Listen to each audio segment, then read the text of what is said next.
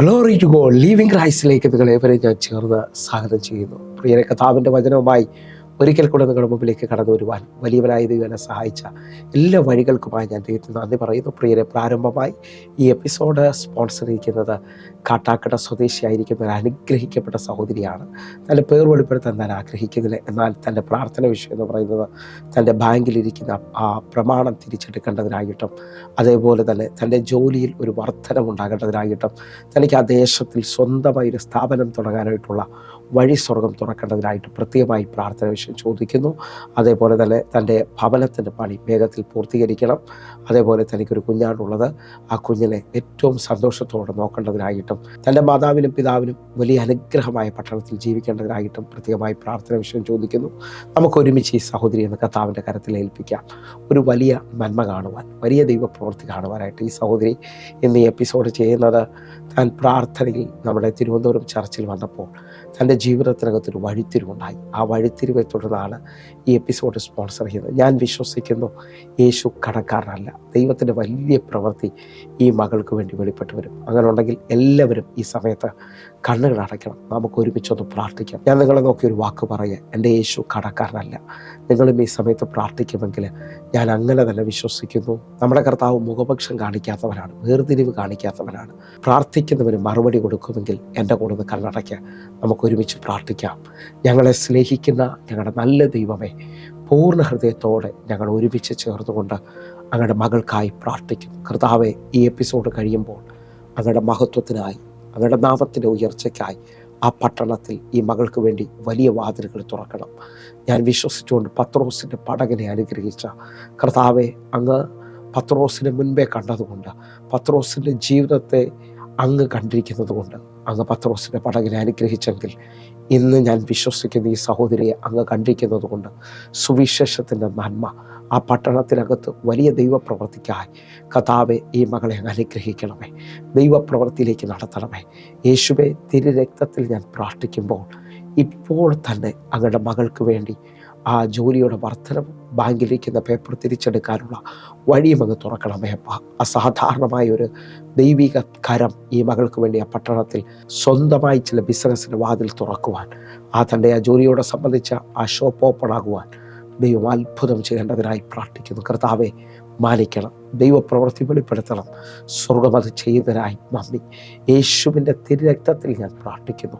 ഞാൻ ഈ പ്രാർത്ഥിക്കുമ്പോൾ തൻ്റെ കർത്താവെ ഈ മകളുടെ അറിവിയ തലമുറയെ ഏൽപ്പിക്കുന്നു. എല്ലാ നിലയിലും സന്തോഷത്തോടെ മുമ്പോട്ട് കൊണ്ടുപോകാൻ, അതേ നിലയിൽ തന്നെ മാതാവിനെയും പിതാവിനെയും ദൈവം സൂക്ഷിക്കേണ്ടതിനായി കർത്താവെ ആ ഭവനത്തിൻ്റെ പണി പൂർത്തീകരിക്കുവാൻ സ്വർഗം ഈ മകളെ ബലപ്പെടുത്തണം. അത്ഭുതം ദൈവം ചെയ്യണം. ദൈവത്തിൻ്റെ പ്രവൃത്തിയെ വെളിപ്പെടുത്തണം. യേശുവിൻ്റെ തിരുരക്തത്തിൽ ഞാൻ പ്രാർത്ഥിക്കുന്നു. ഒരു വലിയ അത്ഭുതം, വലിയ ദൈവപ്രവൃത്തി സ്വർഗം ചെയ്തു കഴിഞ്ഞതിനായി നന്ദി. യേശുവിൻ നാമത്തിൽ പ്രാർത്ഥിക്കുന്നു. കേൾക്കണം പിതാവേ. ആമേൻ, ആമേൻ. പ്രിയരെ, അനുഗ്രഹിക്കപ്പെട്ട ഒരു എപ്പിസോഡിലോട്ട് ഞാൻ നിങ്ങളെ ക്ഷണിക്കുന്നു. കടന്നുവന്നാട്ടെ.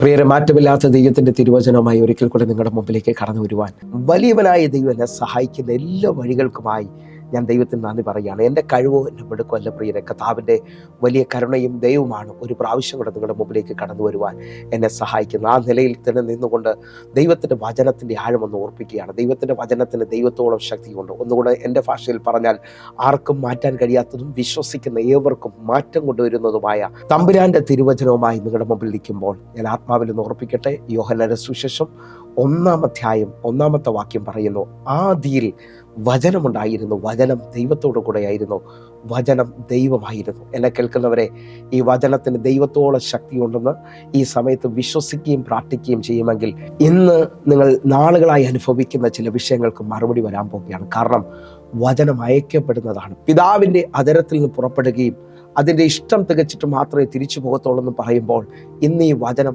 അയക്കപ്പെടുന്നതാണ് പ്രിയരെ. 107-ാം സങ്കീർത്തനം അതിൻ്റെ 20-ാമത്തെ വാക്യം പറയുന്നു, ഞാൻ എൻ്റെ വചനം അയച്ചവരെ സൗഖ്യമാക്കിയും അവരെ കുഴിയിൽ നിന്ന് കരകയറ്റുകയും ചെയ്യും. അപ്പോൾ നിങ്ങൾ വിശ്വസിക്കാമെങ്കിൽ എൻ്റെ കൂടെ ചേർന്ന് പറഞ്ഞ്, ഈ അയക്കപ്പെടുന്ന വചനത്തിന് ചിലവരുടെ മേളിൽ ചിലതിനെ സാധിപ്പിക്കുവാൻ കഴിയും, ചിലത് പൂർത്തീകരിക്കപ്പെടാൻ പോവുകയാണ്. അങ്ങനെ ഒന്ന് വിശ്വസിക്കുകയും പ്രാർത്ഥിക്കുകയും ഒക്കെ ചെയ്യുന്നവരുണ്ടെങ്കിൽ ഇപ്പോൾ ആത്മാർത്ഥ ഹൃദയത്തോടെ, ദൈവമേ എനിക്ക് വേണ്ടി ഒരു വലിയ കാര്യം ചെയ്യണമേ, എനിക്ക് വേണ്ടി ഒരു അത്ഭുതം ചെയ്യണമേ. അങ്ങനെയൊക്കെ ഒന്ന് പറയുകയും പ്രാർത്ഥിക്കുകയൊക്കെ ചെയ്യുന്നവരുണ്ടെങ്കിൽ ഇപ്പോൾ ഇരിമയ പ്രവാചകന്റെ പുസ്തകം 1:12 നിങ്ങളുടെ മേലിൽ നിവർത്തീകരിക്കപ്പെടുകയാണ്. നീ കണ്ടത് ശരി തന്നെ, എൻ്റെ വചനം നിവർത്തീകരിക്കേണ്ടതിന് ഞാൻ തന്നെ ജാഗരിച്ചുകൊള്ളും. വിശ്വസിക്കുന്നവരുണ്ടെങ്കിൽ എൻ്റെ കൂടെ ചേർന്നുകൊണ്ടെന്ന് പറഞ്ഞ് വചനം നിവർത്തീകരിക്കപ്പെടുന്നതാണ്. ഈ കേൾക്കുന്ന വചനത്തിനകത്ത് ഇന്ന് ആത്മാർത്ഥ ഹൃദയത്തോടെ പ്രാർത്ഥിക്കുമ്പോൾ, ശ്രദ്ധയോടെ ഈ വചനത്തിനകത്തായിരിക്കുമ്പോൾ, ആവർത്തന പുസ്തകം 28:1-2 വാക്യങ്ങളുടെ അനുഗ്രഹങ്ങൾ നിങ്ങളുടെ മേളിൽ വെളിപ്പെട്ട് വരാൻ പോകുകയാണ്. നിങ്ങൾ ദേശത്തിൽ വാലല്ല തല തന്നെയായി തീരാൻ പോകുന്നു. ഇതാ സകല ജാതികൾക്ക് മീതെ ഞാൻ നിന്നെ ഉന്നതമാക്കുമെന്ന് പറഞ്ഞ വചനത്തിൻ്റെ ശക്തി നിങ്ങളുടെ മേളിൽ വെളിപ്പെട്ട് വരാൻ പോകുകയാണ്. കർത്താവേ, ഞങ്ങൾ ഒരുമിച്ച് ചേർത്തുകൊണ്ട് ഈ വചനത്തിൻ്റെ മുമ്പിൽ ഒന്നുകൂടെ സമർപ്പിക്കുകയാണ്. യോശുവയുടെ പുസ്തകത്തിനകത്ത് യോശുവയുടെ ദൈവം പറയുന്ന പ്രോമിസ്, ഒരു മനുഷ്യനും നിന്റെ നേരെ നിൽക്കുകയില്ല, ഞാൻ മോശയോട് കൂടെ ഇരുന്നത് പോലെ നിന്റെ കൂടെയും ഇരിക്കും.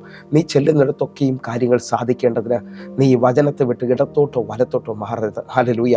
വിശ്വസിക്കുന്നവരുണ്ടെങ്കിൽ എൻ്റെ കൂടെ ചേർന്നുകൊണ്ട് ഈ വചനത്തിന് വേണ്ടി നിൽക്കുന്ന നിങ്ങളുടെ ജീവിതത്തിനകത്ത് അസാധാരണമായ കാര്യങ്ങൾ ചെയ്യാൻ കഴിയുമെന്ന് നിങ്ങൾ വിശ്വസിക്കുന്നവരാണെങ്കിൽ എൻ്റെ കൂടെ ചേർന്നുകൊണ്ട് ഇപ്പോൾ ഒന്ന് പ്രാർത്ഥനയോടെ, കർത്താവേ, ഇന്ന് ഈ വചന സന്ദേശം കേൾക്കുമ്പോൾ എൻ്റെ ജീവിതത്തിനകത്തൊരു വലിയ മാറ്റം വരേണ്ടതിനായിട്ട് ആഗ്രഹിക്കുന്ന ഹൃദയങ്ങളെയാണ് ദൈവം തൃപ്തി വരുത്താൻ പോകുന്നത്. ആഗ്രഹിക്കുന്ന ദാഹമുള്ളവർക്ക് വേണ്ടിയാണ് ദൈവവചനത്തിൻ്റെ ശക്തി വെളിപ്പെട്ട് വരുന്നത്. നിങ്ങൾ ദാഹത്തോടാണ് ഇപ്പോൾ ഈ ദൈവസന്നിധിയിലായിരിക്കുന്നെങ്കിൽ ഞാൻ ആത്മാവിൽ നിങ്ങളെ ഓർത്ത് ദൈവത്തിന് നന്ദി പറയുകയാണ്. കാരണം ദാഹമുള്ളവർക്ക് വേണ്ടി അവൻ വീണ്ടും വീണ്ടും കുടിക്കാൻ നൽകുന്നവനാണ്.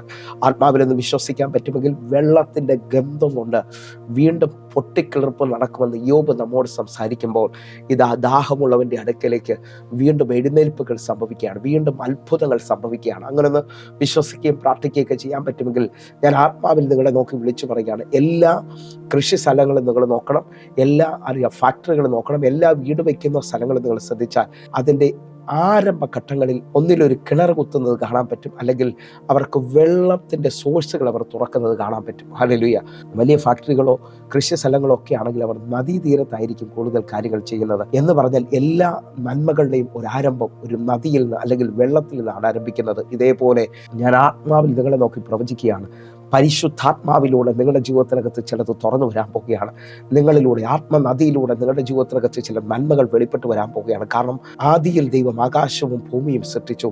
2-ാമത്തെ വാക്യം എഴുതിയിരിക്കുകയാണ്, ഭൂമി പാഴും ശൂന്യമായിരുന്നു, ആഴത്തിനും ഇത് ഇരുളായിരുന്നു, എന്നാൽ വെള്ളത്തിന് മേളിൽ പരിശുദ്ധാത്മാവ് പരിവർത്തിച്ചു.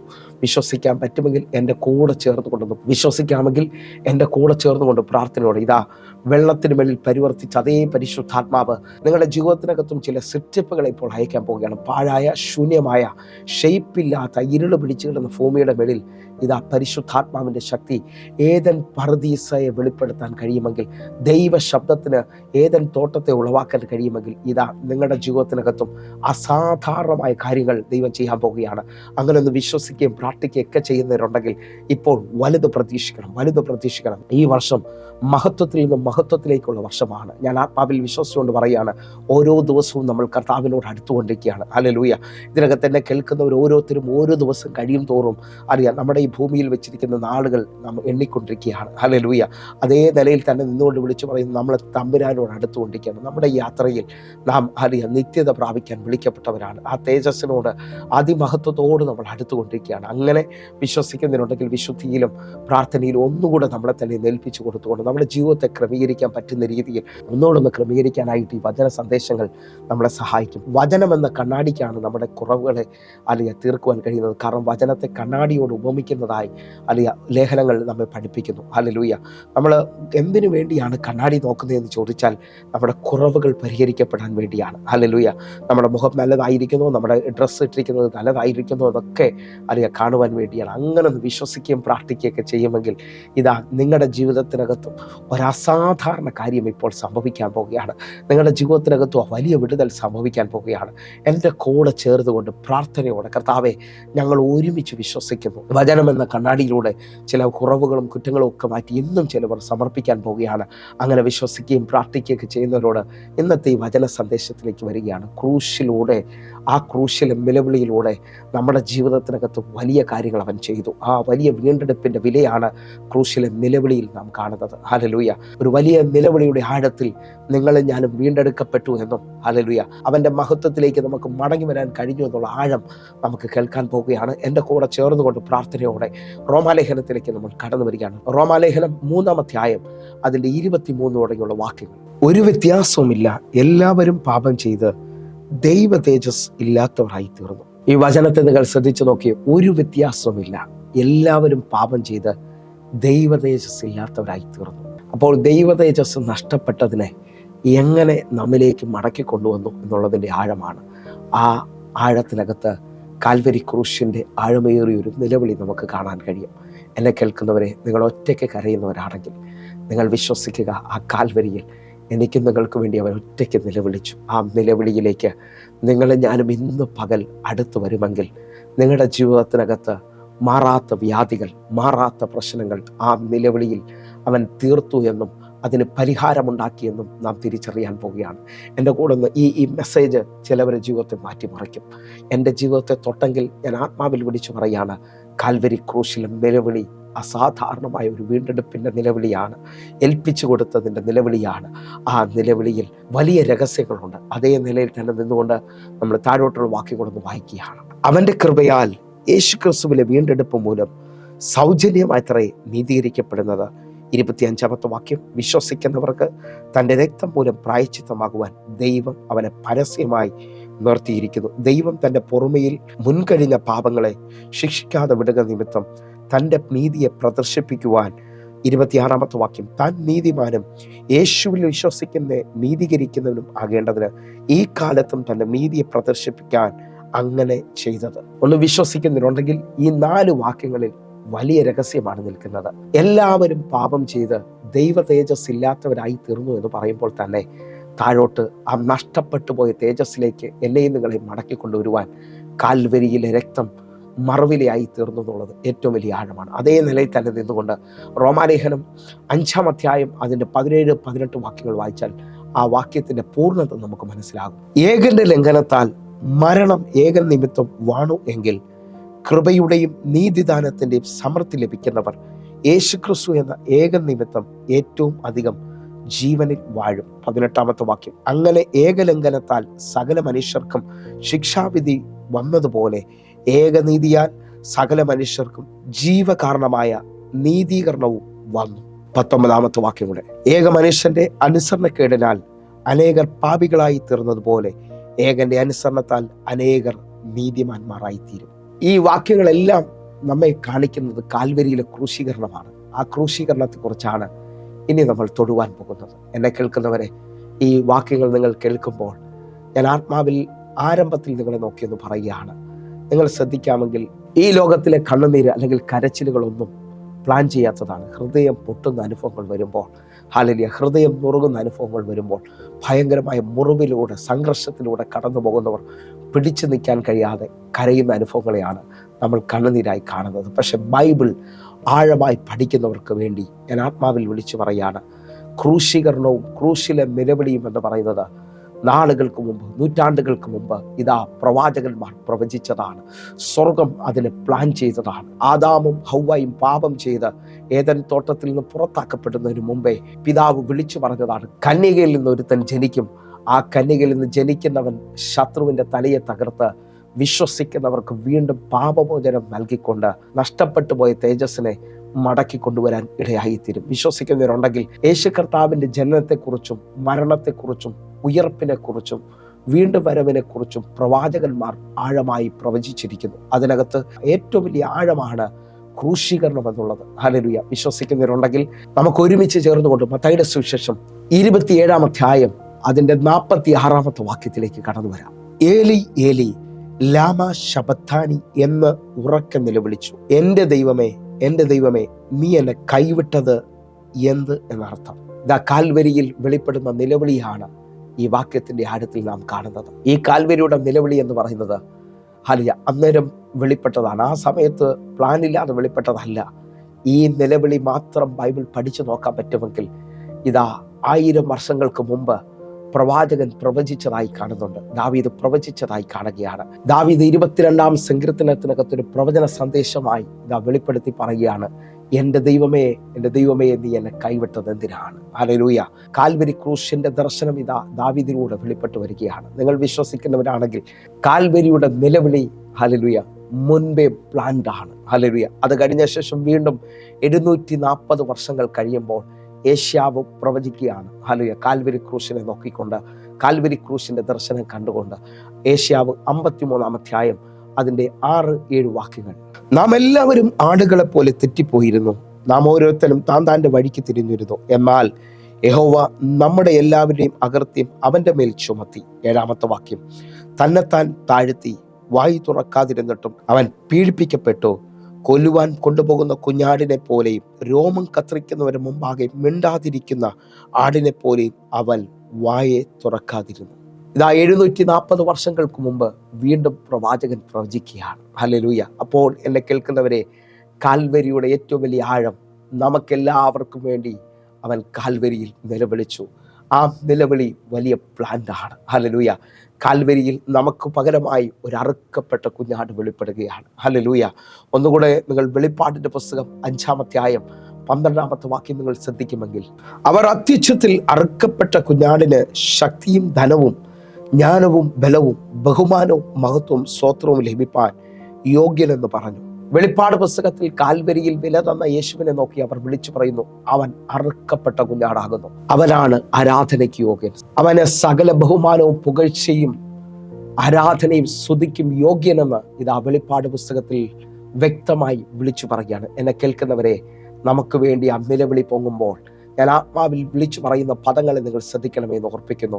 നമ്മെ വീണ്ടെടുക്കുവാൻ, നമ്മെ മഹത്വത്തിലേക്ക് വീണ്ടും കൊണ്ടുവരുവാൻ, വിശ്വസിക്കുന്നവർക്ക് വേണ്ടി മഹത്വത്തിൻ്റെ ആഴങ്ങൾ വെളിപ്പെടുത്തുവാൻ, ഹല്ലേലൂയ, ഇതാ യേശു കർത്താവിൻ്റെ കാൽവരി ക്രൂശ് നമുക്ക് കാണുവാൻ കഴിയും. ഒന്നുകൂടെ നിങ്ങൾക്ക് മനസ്സിലാക്കാൻ പറ്റുന്ന രീതിയിൽ ഇതാ യോഹന്നാന്റെ സുവിശേഷം 17 അധ്യായം അതിൻ്റെ 21-22 വാക്യം കൊണ്ട് വേഗത്തിൽ ഒന്ന് വായിക്കാം. നീ എന്നെ അയച്ചിരിക്കുന്നു എന്ന് ലോകം വിശ്വസിക്കുവാൻ അവർ എല്ലാവരും ഒന്നായിരിക്കേണ്ടതിന്, പിതാവേ, നീ എന്നിലും ഞാൻ നിന്നിലും ആകുന്നത് പോലെ അവരും നമ്മിൽ ആകേണ്ടതിന് തന്നെ. 22 വാക്യം.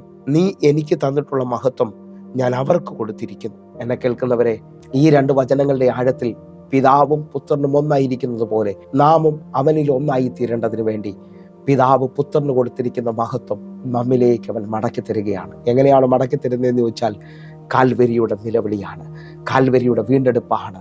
ആ വീണ്ടെടുപ്പിന് തുല്യമായിട്ട് ഞാനൊരു 3 ചിന്തകൾ ഹല്ലേലൂയ നിങ്ങളുടെ മുമ്പിലോട്ടൊന്ന് വയ്ക്കുവാൻ ആഗ്രഹിക്കുകയാണ്. എന്നെ കേൾക്കുന്നവരെ, എത്ര പേർ എൻ്റെ കൂടെ ചേർന്നുകൊണ്ട് നഷ്ടപ്പെട്ടു പോയ ആ തേജസ്സിനായിട്ട്, ആ പിതാവിൻ്റെ വലിയ കരുതൽ കാണുവാനായിട്ട് ആഗ്രഹിക്കുന്നു. ഏദൻ തോട്ടത്തിലേക്ക് നമുക്കൊന്ന് ഓടിച്ചെല്ലാം കേട്ടോ. ഏദൻ തോട്ടത്തിൻ്റെ ആ വലിയ വിലയെ നിങ്ങൾ കാണാൻ പറ്റുമെങ്കിൽ ഏദൻ തോട്ടത്തിൻ്റെ ആഴമൊന്ന് നിങ്ങൾ തിരിച്ചറിഞ്ഞാട്ടെ. ഉൽപ്പത്തി പുസ്തകം 2 അധ്യായം അതിൻ്റെ 16-17 വാക്യങ്ങൾ. യഹോവയായ ദൈവം മനുഷ്യനോട് കൽപ്പിച്ചത് എന്തെന്നാൽ, തോട്ടത്തിലെ സകല വൃക്ഷങ്ങളുടെ ഫലവും നിനക്ക് ഇഷ്ടം പോലെ തിന്നാം. 17 വാക്യം. എന്നാൽ നന്മ തിന്മകളെ കുറിച്ചുള്ള അറിവിന്റെ വൃക്ഷത്തിന്റെ ഫലം തിന്നരുത്, തിന്നുന്ന നാളിൽ നീ മരിക്കും. ഇതാ വലിയവനായ ദൈവം സ്വന്തം ഛായയിൽ സൃഷ്ടിച്ച മനുഷ്യനെ ഏദൻ തോട്ടത്തെ കാപ്പാനായി ഏൽപ്പിക്കുകയാണ്. ആ കാപ്പാൻ ഏൽപ്പിക്കുമ്പോൾ, അല്ലെങ്കിൽ അതിനെ നോക്കാൻ ഏൽപ്പിക്കുമ്പോൾ, ദൈവം അവർക്ക് കൊടുത്തൊരു കൽപ്പനയാണ്, ഇതിലെ ഫലങ്ങളെല്ലാം നിനക്ക് ഇഷ്ടം പോലെ തിന്നാം, പക്ഷെ ഒരു വൃക്ഷത്തിന്റെ ഫലം മാത്രം, നന്മ തിന്മകളെ കുറിച്ച് അറിയുവാനുള്ള വൃക്ഷത്തിന്റെ ഫലം നീ തിന്നരുത്, തിന്നുന്ന നാളിൽ നീ മരിക്കും. ഹല്ലേലൂയ. എന്നെ കേൾക്കുന്നവരെ, താഴോട്ടുള്ള വാക്യങ്ങളിൽ നാം ശ്രദ്ധിച്ചാൽ 3 അധ്യായം അതിൻ്റെ 7 വാക്യം. എന്നെ കേൾക്കുന്നവർ ഉടനെ ഇരുവരെയും കണ്ണുകൾ തുറന്നു, തങ്ങൾ നഗ്നരെന്നറിഞ്ഞ് അത്തിയില കൂട്ടിത്തുന്നി തങ്ങൾക്ക് അരയാടയുണ്ടാക്കി. 8 വാക്യം. വെയിലാറിയപ്പോൾ യഹോവയായ ദൈവം തോട്ടത്തിൽ നടക്കുന്ന ഒച്ച അവർ കേട്ടു. മനുഷ്യനും ഭാര്യയും യഹോവയായ ദൈവം ഞങ്ങളെ കാണാതിരിക്കുവാൻ തോട്ടത്തിന്റെ വൃക്ഷങ്ങളുടെ ഇടയിൽ ഒളിച്ചു. ഈ വാക്യങ്ങളുടെ ആഴം എല്ലാവർക്കും അറിയാവുന്നതുകൊണ്ട് അങ്ങനെയാണ് വായിച്ചു വിടുകയാണ്. ഇതാ പാമ്പിന്റെ ഉപായത്താൽ അവർ ആ വൃക്ഷഫലം തിന്നു. തിന്നുന്ന നാളിൽ അവരെ കണ്ണുകൾ തുറന്നു എന്നുള്ളതാണ് നാം കാണുന്നത്. പക്ഷേ പിതാവായ ദൈവം പറഞ്ഞത് തിന്നുന്ന നാളിൽ നീ മരിക്കുമെന്നുള്ളതാണ്. നമുക്കെല്ലാവർക്കും സുപരിചിതമായ വാക്യങ്ങൾ നാം ശ്രദ്ധിക്കുമ്പോൾ ഇവിടെ ആദാമിനും ഹവ്വായ്ക്കും പുറമെ ഒരു മാറ്റവും സംഭവിച്ചതായി കാണുന്നില്ല. ഹല്ലേലൂയ. പക്ഷേ അവരുടെ കണ്ണു തുറന്നു, അവർ നഗ്നരെന്ന് തിരിച്ചറിഞ്ഞു. എൻ്റെ ഭാഷയിൽ പറഞ്ഞാൽ ഹല്ലേലൂയ, അവരുടെ മേളിൽ വെളിപ്പെട്ടിരുന്ന വസ്ത്രത്തെക്കാൾ വലിപ്പമായി വെളിപ്പെട്ടിരുന്ന ആ തേജസ് അവർക്ക് നഷ്ടമായി തീർന്നു. അവർ ദൈവത്തിൻ്റെ വാക്കുകൾ ലംഘിച്ചതുകൊണ്ട്, അവർ ദൈവത്തിനോട് പാപം ചെയ്തതുകൊണ്ട് ആ തേജസ് അവർക്ക് നഷ്ടമായി എന്നുള്ളത് വ്യക്തമായി തീരുകയാണ്. ഇതാ അവർ നഗ്നരെന്ന് തിരിച്ചറിഞ്ഞ് അത്തിയില തുന്നിച്ചേർത്ത് അവർ അരയാട ഉണ്ടാക്കിയതാണ് അവരുടെ നഗ്നത മറയ്ക്കുവാനായിട്ട്. എന്നെ കേൾക്കുന്നവരെ, നഷ്ടപ്പെട്ടു പോയ തേജസ്സിൽ അവരെ ദൈവം അടുത്ത നിലയിലേക്ക് കൊണ്ടുവരുന്ന ഒരു കാഴ്ചയാണ് നമ്മളിവിടെ കാണാൻ പോകുന്നത്. ഇതാ ദൈവം ഇറങ്ങി വരുന്ന സമയത്ത്, വെയിലാറുമ്പോൾ ദൈവം എല്ലാ ദിവസവും തൻ്റെ മക്കളോട് അല്ലെങ്കിൽ താൻ ഉണ്ടാക്കിയ മനുഷ്യനോട് ചേർന്ന് നടക്കാൻ ഇറങ്ങി വരും. പക്ഷേ ദൈവം ഇറങ്ങി വരുന്ന ആ കാലൊച്ച കേട്ടപ്പോൾ അവർ ഓടി ഒളിച്ചു. വൃക്ഷങ്ങളുടെ ഇടയിൽ അവർ ഓടി ഒളിക്കുകയാണ്. ആദാമും ഹവ്വായും തേജസ് നഷ്ടപ്പെട്ടപ്പോൾ തന്നെ അവർ ദൈവത്തിൽ നിന്ന് അകന്നു എന്നുള്ളത് കാണാൻ കഴിയുന്നു. എന്നെ കേൾക്കുന്നവരെ, തേജസ് നഷ്ടപ്പെട്ടാൽ എന്താണ് സംഭവിക്കുന്നതെന്ന് ചോദിച്ചാൽ നാം വലിയവനായ ദൈവത്തിൽ അകലുന്ന അനുഭവമാണ് നമുക്കുണ്ടാകുന്നത്. എന്നാൽ നിങ്ങൾ തേജസ്സിലേക്ക് കയറുമ്പോൾ നിങ്ങളും ദൈവവും ഒന്നായ അനുഭവത്തിലേക്ക് വരികയാണ്. നാം ദൈവത്തോട് അടുക്കുകയാണ്. വിശ്വസിക്കുന്നവരുണ്ടെങ്കിൽ ഇപ്പോൾ തന്നെ ആഴം ശ്രദ്ധിക്കണമെന്ന് ഉറപ്പിക്കുന്നു. യഹോവയായ ദൈവം അവരെ വിളിച്ചു, ആദാമേ നീ എവിടെയാണ്? ഹല്ലേലൂയ. അവർ ആ വൃക്ഷത്തിന്റെ ഇടയിൽ നിന്ന് വിളിച്ചു പറഞ്ഞു, ഞങ്ങൾ നഗ്നരാണ്. ഹല്ലേലൂയ. ദൈവം ചോദിച്ചു, നിങ്ങളോട് ആരാണ് പറഞ്ഞത് നഗ്നരെന്ന്? ഞാൻ തിന്നരുതെന്ന് പറഞ്ഞ വൃക്ഷത്തിന്റെ ഫലം നിങ്ങൾ തിന്നുവോ എന്ന് ചോദിച്ചു. ഹല്ലേലൂയ. ഉടനെ അവർ ഇരുവരും തിന്നു എന്ന് പറഞ്ഞു. ഹല്ലേലൂയ. എന്നെ കേൾക്കുന്നവരെ, ആ ഭാഗം ശ്രദ്ധിക്കാമെങ്കിൽ പെട്ടെന്ന് ദൈവത്തെ അവിടെ കാണാതെ ആയിത്തീരുകയാണ്. ആദവും ഹവ്വായും ഇങ്ങനെ ചിന്തിച്ചിട്ടുണ്ടാകാം. ഹല്ലേലൂയ. ഹവ്വ ഇങ്ങനെ പറഞ്ഞിട്ടുണ്ടാകാം. ഹല്ലേലൂയ. ആദത്തോട്, നമ്മുടെ ജീവിതം ഇവിടെ തീർന്നു, ദൈവം നമ്മളെ അവസാനിപ്പിക്കാൻ പോവുകയാണ്, അവൻ വാളെടുക്കാൻ പോയതാണ്, നമ്മളെ കൊല്ലുവാൻ പോവുകയാണ്. പക്ഷേ ചില സമയങ്ങൾ കഴിഞ്ഞപ്പോൾ 21 വാക്യം നിങ്ങൾ ശ്രദ്ധിക്കാൻ പറ്റുമെങ്കിൽ ശ്രദ്ധിച്ചോ.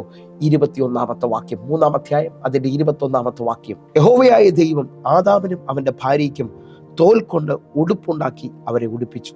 ഈ വചനത്തിന്റെ വലിയ ആഴം ശ്രദ്ധിക്കാൻ പറ്റുന്നുണ്ടെങ്കിൽ ശ്രദ്ധിച്ചോ.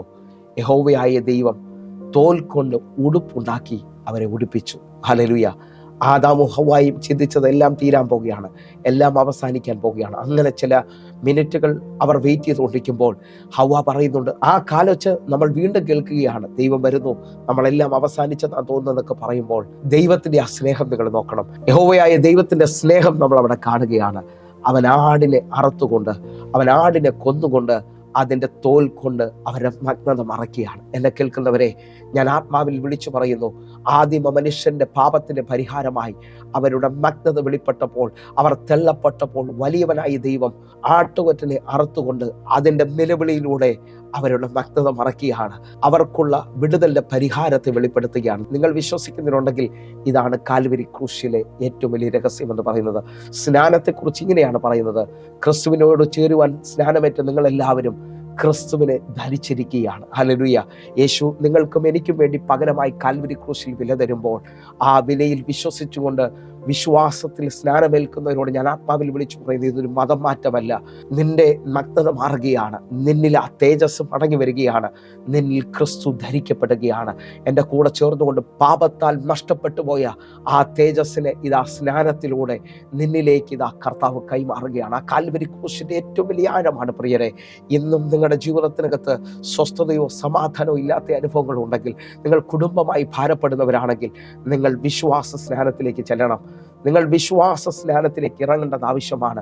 കാൽവരി ക്രൂശിൽ നഷ്ടപ്പെട്ടു പോയ എൻ്റെയും നിങ്ങളുടെ തേജസ്സിൻ്റെ വലിപ്പമാണ് ആ സ്നാനത്തിലൂടെ എന്നിലേക്കും നിങ്ങളിലേക്കും മടങ്ങി വരുന്നത്. കാൽവരി ക്രൂശിൽ വെളിപ്പെട്ട ആ സ്നേഹം നിങ്ങൾ നോക്കണം. ഇതാ ഉൽപ്പത്തി പുസ്തകം 2-3 അധ്യായങ്ങളിൽ പാപം ചെയ്ത് ദൈവ തേജസ് ഇല്ലാതായി തീർന്ന ആദത്തെയും ഹവ്വായെയും ഒരാട്ടുകൊറ്റൻ്റെ തോൽ കൊണ്ട് ദൈവം മറച്ചതുപോലെ ഇതാ കാൽവരി ക്രൂശിലെ രക്തത്താൽ, കാൽവരി ക്രൂശിൻ്റെ വീണ്ടെടുപ്പിനാൽ നിന്നെ ഇതാ വീണ്ടെടുക്കുകയാണ്.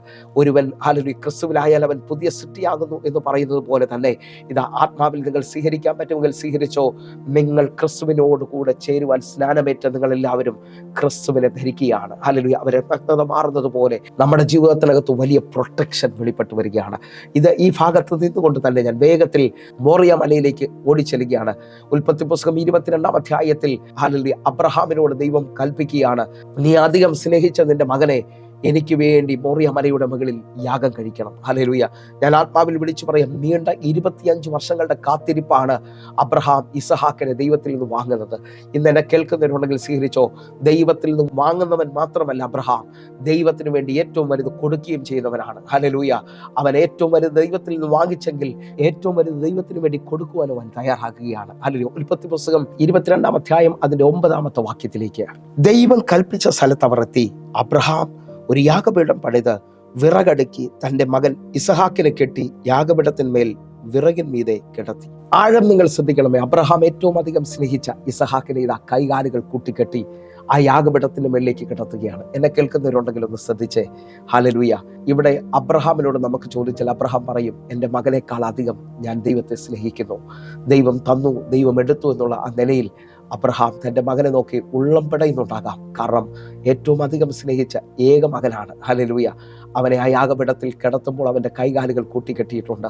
അവൻ്റെ മുഖത്തേക്ക് മാറി മാറി നോക്കിയിട്ടുണ്ടാകാം. ഇസഹാക്ക് നിലവിളിക്കുന്നുണ്ടാകാം. ആ നിലവിളിയുടെ നടുവിലും അബ്രഹാം ദൈവത്തെ സ്നേഹിക്കുകയാണ്. ഹല്ലേലൂയ. ഞാൻ ആത്മാവിൽ വിളിച്ചു പറയട്ടെ, അബ്രഹാം ഉറയിൽ നിന്ന് ആ കത്തിയെടുത്തു. കത്തി ഇതാ ഉയർത്തുമ്പോൾ, ഹല്ലേലൂയ, ആത്മാവിൽ നിങ്ങൾ ശ്രദ്ധിക്കണമേ, നിങ്ങളുടെ ജീവിതത്തിനകത്ത് തീർന്നു എന്ന് പറയുന്ന എല്ലാ മേഖലയിലും ഇതാ അവസാന നിമിഷത്തിലും ദൈവപ്രവൃത്തി വെളിപ്പെട്ടു വരും. അബ്രഹാം ഇതാ കത്തി ഉയർത്തുകയാണ്. ആ കത്തി ഉയർത്തിയ ആ നിലയിൽ നിന്ന് ഞാൻ ആത്മാവിൽ വിളിച്ചു പറയാം, അബ്രഹാമിന്റെ കത്തിയുടെ മുനയിലും ഇസഹാക്കിന്റെ കഴുത്തിന്റെ നടുവിലുമായി ആ ഗ്യാപ്പ് വെളിപ്പെടുന്നിടത്ത് ദൈവപ്രവൃത്തി വെളിപ്പെടാൻ പോകുകയാണ്. എന്ന് പറഞ്ഞാൽ അവസാന മിനിറ്റിലും എൻ്റെ ദൈവത്തിന് നിനക്ക് വേണ്ടി അത്ഭുതം ചെയ്യാൻ കഴിയും. ഹല്ലേലൂയ. ഇതാ അബ്രഹാമിനോട് ദൈവം വിളിച്ചു പറയുകയാണ്, അല്ലെങ്കിൽ ദൂതൻ പറയുകയാണ്, അബ്രഹാമേ അബ്രഹാമേ ബാലന്റെ മേളിൽ കൈവയ്ക്കരുത്. ഇതാ അബ്രഹാം തലപൊക്കി നോക്കി. ഹല്ലേലൂയ. അബ്രഹാമിനോട് പറയാണ്, നിന്റെ പിൻപുറത്ത് ഒരാട്ടിൻകൊറ്റൻ കൊമ്പ് കാട്ടിൽ കുരുങ്ങിക്കിടപ്പുണ്ട്. അബ്രഹാം ഓടിച്ചെന്ന ആട്ടിൻകൊറ്റനെ പിടിച്ച് കൈകാലുകൾ കൂട്ടിക്കെട്ടി യാഗപീഠത്തിന്മേൽ കിടത്തി അതിൻ്റെ കഴുത്തറുത്തു. അവിടെ വെളിപ്പെടുന്ന നിലവിളി നമുക്കൊന്ന് ചോദിക്കാം, അബ്രഹാമേ, ഈ ആട്ടിൻകൊറ്റൻ്റെ നിലവിളി ആർക്ക് വേണ്ടിയാണ്? അബ്രഹാം വിളിച്ചു പറയും, എൻ്റെ ഇസഹാക്ക് കരയേണ്ട നിലവിളിക്കേണ്ട അടുത്ത് ഇതാ ഈ ആട്ടിൻകൊറ്റൻ നിലവിളിക്കുകയാണ്. നിങ്ങൾ വിശ്വസിക്കുന്നവരാണെങ്കിൽ രക്ഷ വ്യക്തിപരമാണ്. ഇസഹാക്കിനോട് ഇസഹാക്ക് പറയും, ഞാൻ മരിക്കേണ്ട സ്ഥലത്ത് ഇതാ ഈ ആട്ടുകൊറ്റൻ നിലവിളിച്ചുകൊണ്ട് ജീവിതം തീരുകയാണ്. നിങ്ങൾ വിശ്വസിക്കുന്നവരാണെങ്കിൽ രക്ഷ വ്യക്തിപരമാണ്.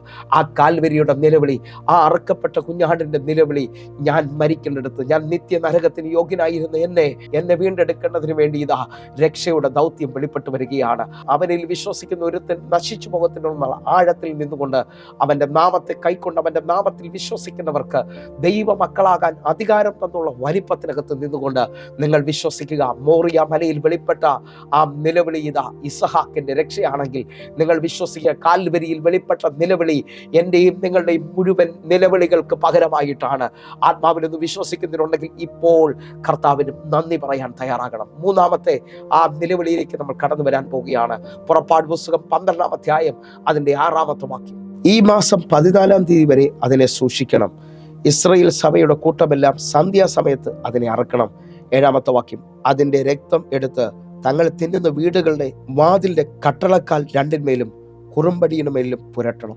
നിങ്ങൾ ശ്രദ്ധിക്കാൻ പറ്റുമെങ്കിൽ ശ്രദ്ധിച്ചോ. ഇസ്രായേൽ മക്കളുടെ പുറപ്പാടിന് മുമ്പായി, ശത്രുവിന്റെ കയ്യിൽ നിന്നുള്ള വിടുതലിന് മുമ്പായി അവരൊരു ആട്ടിൻകുട്ടിയെ സൂക്ഷിച്ചു. ആ 14-ാം തീയതി സന്ധ്യയ്ക്ക് അതിനെ അറുത്തു. ആ അറുത്ത ആട്ടിൻകുട്ടിയുടെ രക്തമെടുത്ത് അവർ താമസിക്കുന്ന വീടിന്റെ കട്ടളക്കാൽ രണ്ടിന്മേലും കുറുമ്പടിയുടെ മേളിലും പുരട്ടി. എന്ന് പറഞ്ഞു കഴിഞ്ഞാൽ അവരുടെ വാതിലുകളുടെ മുകളിൽ അവർ പുരട്ടി. ആ രക്തം, ഹല്ലേലൂയ, ആ രാത്രിയിൽ അവരെ സൂക്ഷിക്കുകയാണ്. നിങ്ങൾ ശ്രദ്ധിക്കാൻ പറ്റുമെങ്കിൽ അന്ന് രാത്രിയിൽ സംഹാരകൻ മിസ്രൈമിലൂടെ കടന്നു പോകുമ്പോൾ ആ രക്തം അടയാളമായി നിൽക്കുന്ന വീടുകളെ നിങ്ങൾ ശ്രദ്ധിച്ചു നോക്കിയേ. ആ രാത്രിയിൽ രക്തം അടയാളമായി നിൽക്കുന്ന വീടുകളെല്ലാം സ്വസ്ഥതയും സമാധാനവും ഉറക്കവും വെളിപ്പെട്ടു വരികയാണ്. പക്ഷേ ഇതാ രക്തം അടയാളമായിരിക്കാത്ത ഭവനങ്ങളിലെല്ലാം നിലവിളികൾ പോകുകയാണ്. അവിടെ എല്ലാം മരണം വെളിപ്പെട്ടു നിൽക്കുമ്പോൾ നമുക്ക് ഇസ്രായേൽ മക്കളോടും ചോദിക്കാം, നിങ്ങളെന്താ ഇത്ര സന്തോഷത്തോടെ ഉറങ്ങുന്നത്? നിങ്ങളെന്താ ഇന്ന് ഈ രാത്രിയിൽ എത്ര ഹല്ലേലൂയ സമാധാനത്തോടെ കിടക്കുന്നു ചോദിച്ചാൽ അവർ വിളിച്ചു പറയും, ഞങ്ങളുടെ വീടുകളിൽ സന്ധ്യാസമയത്ത് ഒരാട്ടുകൊറ്റന്റെ നിലവിളി വെളിപ്പെട്ടു, ഒരാടിന്റെ നിലവിളി വെളിപ്പെട്ടു. ആ ആടിന്റെ നിലവിളി ഹേതുവായി ഞങ്ങൾ ഇതാ രക്ഷപ്പെട്ടിരിക്കുകയാണ്, ഞങ്ങൾ ഇതാ പുറപ്പെടാൻ പോവുകയാണ്. എന്നെ കേൾക്കുന്നവരെ, നിങ്ങൾക്ക് വിശ്വസിക്കാൻ പറ്റുമെങ്കിൽ കാൽവരിയിൽ വെളിപ്പെട്ട നിലവിളി നിമിത്തം നിങ്ങൾ ശത്രുവിന്റെ കയ്യിൽ നിന്ന് രക്ഷപ്പെടുകയാണ്. നിങ്ങളുടെ ജീവിതത്തിനകത്ത് പുറപ്പാടും നിത്യതയും വെളിപ്പെട്ടു വരികയാണ്. എൻ്റെ കൂടെ വിശ്വസിക്കാൻ പറ്റുന്നുണ്ടെങ്കിൽ ഏകന്റെ ലംഘനത്താൽ ഈ ഭൂമിയിൽ പാപം വെളിപ്പെട്ടതോടെ സകല മനുഷ്യരും പാപം ചെയ്ത് ദൈവ തേജസ് ഇല്ലാതായി തീർന്നപ്പോൾ ഞാൻ ആത്മാവിൽ വിളിച്ചു പറയുന്നു, കാൽവരിയുടെ നിലവിളി ഇതാ എനിക്കും നിങ്ങൾക്കും വേണ്ടി ആ ദൈവ തേജസ്സിനെ മടക്കി കൊണ്ടുവരികയാണ്. ആ വീണ്ടെടുപ്പിന്റെ വില നമ്മിലേക്ക് ദൈവ തേജസ്സിനെ മടക്കി കൊണ്ടുവരികയാണ്. വിശ്വസിക്കുന്നതിനുണ്ടെങ്കിൽ ഒന്ന് കണ്ണുകൾ അടച്ച് ഈ മിനിറ്റിൽ ഒന്ന് പ്രാർത്ഥിക്കാൻ തയ്യാറാകണം. ഈ മിനിറ്റിൽ പ്രാർത്ഥിക്കുമ്പോൾ ഞാൻ നിങ്ങളെ നോക്കി വിളിച്ചു പറയുന്ന ഈ വചന സന്ദേശം നിങ്ങളുടെ ഹൃദയങ്ങളെ തൊട്ടു എങ്കിൽ നിങ്ങൾ ഇപ്പോൾ തന്നെ വിളിക്കുവാൻ തയ്യാറാകണം. ദൈവത്തിന് മഹത്വം ഉണ്ടാകട്ടെ. 2021 ഒന്നുമില്ല, ഒരു വസ്തു ഒന്നുമില്ലാതെ ഞാൻ ഇവിടെ വന്നത്.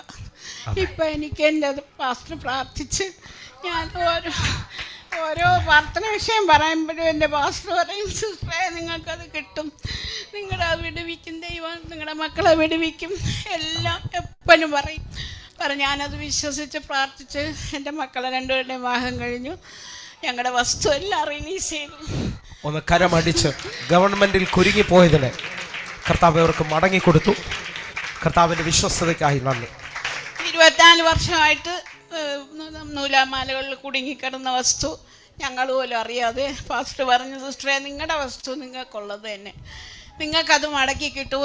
എനിക്കൊരു വിശ്വാസവും ഇല്ലായിരുന്നു കിട്ടുമെന്ന്.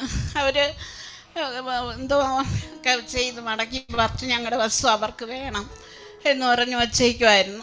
അവസാനം ദൈവം ഞങ്ങൾക്കത് വിടുവിച്ച് തന്ന് കോടാനുകോടി. ഞങ്ങളെ സ്നേഹിക്കുന്ന ഞങ്ങളുടെ നല്ല കർത്താവെ, ഇന്നലെ കാണുന്ന ഓരോ മക്കൾക്കുമായി പ്രാർത്ഥിക്കുന്നു. ഇവർ തേജസ്സിൻ്റെ വലിപ്പത്തെ കാണട്ടെ, ഇവർ അത്ഭുതങ്ങളെ കാണട്ടെ, കാൽവരിയുടെ നിലവിളിയുടെ ആഴം ഇവരുടെ മേളിൽ വെളിപ്പെട്ട് വരട്ടെ. കർത്താവെ, ഇന്നലെ കാണുന്ന ഓരോ മക്കളുടെ മേളിൽ സൗഖ്യം വിടുതലും വെളിപ്പെടട്ടെ. യേശുവിൻ നാമത്തിൽ ഞാൻ പ്രാർത്ഥിക്കുന്നു. കേൾക്കണം പിതാവേ. ആമേൻ, ആമേൻ, ആമേൻ. പ്രിയരെ, ഈ വചന സന്ദേശം നിങ്ങൾക്ക് അനുഗ്രഹമാകുന്നെങ്കിൽ വേഗത്തിൽ തന്നെ വിളിക്കുകയും പ്രാർത്ഥന വിഷയങ്ങൾ പറയുകയും ചെയ്യണമെന്ന് ഓർപ്പിക്കുന്നു. നിങ്ങളുടെ ജീവിതത്തിനകത്ത് അത്ഭുതങ്ങൾ സംഭവിക്കട്ടെ. വാട്സാപ്പിൽ വിളിക്കാൻ പറ്റുമെങ്കിൽ ഞാൻ നിങ്ങൾക്ക് വേണ്ടി മറുപടി പറയുന്നതാണ്. കർത്താവ് നിങ്ങളുടെ ജീവിതത്തിനകത്ത് വലിയ കാര്യങ്ങൾ ചെയ്യട്ടെ. ദൈവത്തിൻ്റെ പ്രവൃത്തി വെളിപ്പെട്ട് വരട്ടെ. ആമേൻ, ആമേൻ, ആമേൻ.